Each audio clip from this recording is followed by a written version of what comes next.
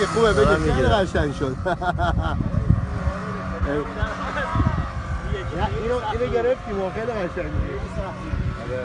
مشتاق اون دوردار میاد دیگه بی مشتاق. نه الان دیگه